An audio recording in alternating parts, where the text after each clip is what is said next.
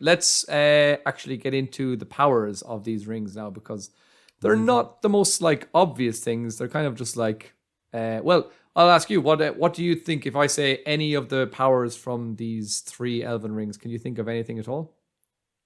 Yeah, Gandalf's one is what is it? The Ring of Arnor or Ring of Anor? The Ring of Fire.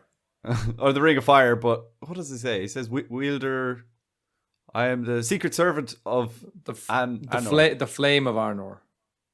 Oh, right. No, Flame of Udun. A Flame of Udun. Yeah. I am the secret servant of Arnor. Or something like that. He says something like that. I don't know. He's crazy. He says, I am the servant of the Dark Lord. And then the Balrog is like, oh, me too. Oh, yeah. Oh, are you on Instagram? I'll add you.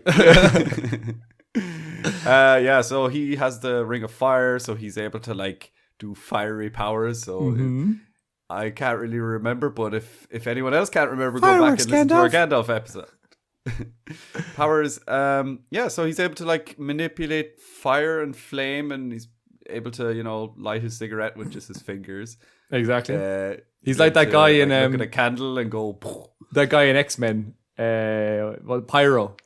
Oh yeah, he was cool. Oh man, that scene in X-Men. Do you know where he like has the lighter and he lights up his whole arm and he's like shooting at the cars? That was the coolest. When he just like kills loads of cops and stuff. Yeah. And he's just like blasting them in the ass. Oh yeah, that's a good scene. Or do you know Chris Evans from Fantastic Four, where he just like clicks his fingers? Oh yeah, that's right. Yeah. Then I wonder, can Gandalf just go flame on? And just, like, fly. Gandalf can do whatever he wants. So, are you trying to say, is the Human Torch better than Gandalf? Ooh, that's another podcast to ponder over who could win. I think it's a pretty easy answer. But anyway, so that's Gandalf's ring. So that's Gandalf's ring. So yeah, well, so just to go back to all of the rings, like Celebrimbor gave each of them different powers, and these individual powers turned out to be hugely important to each of their characters. Although the effects, as I said before, they weren't like exactly really obvious. But to tell you about all 3 rings, first of all, the 3 rings are called Narya, which is the ring of fire, Nenya, which is the ring of water, and then Vilya, which is the ring of air. So let's start with Nenya, which is Gandalf's ring, aka the ring of fire. And this was a gold band with a ruby in its center. And all the Elven rings had gems, unlike the One Ring. We know the One Ring was just a plain golden band, but all the Elven rings had big show-off gems in them. They were like, look at this. So Narya was described as having the power to inspire others to resist tyranny, domination, and despair. So in other words, evoking hope from others around the wielder, as well as giving resistance to the weariness of time. So this suggests that the main magic around this ring is one of encouragement and putting hope in people's hearts and helping them to resist tyranny and despair. And this is one of the things it's kind of hard to see sometimes, but it's easy to acknowledge that Gandalf, he's like always strengthening and reassuring the people around him. And we can see how important or how like despairing it was when the company lost Gandalf in Moria.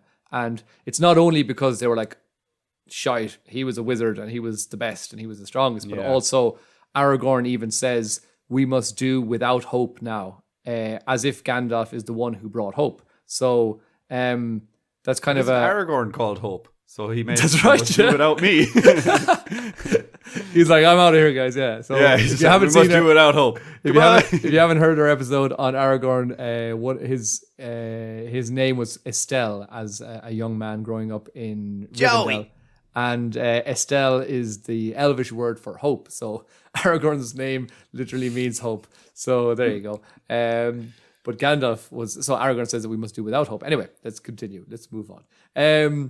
In terms then also of it says about it can help people with the weariness of time. It's also something that we see that Gandalf, he like never gets tired or he never wavers in his task in Middle-earth, as for example we see Sauron does, and even through all the setbacks, Gandalf kind of, it's mentioned in the books a few times that he's the one that like really sticks to his task above all the other Maiar, all the other wizards. He's the one that really sticks with his task, and so maybe the ring helped him in that factor as well.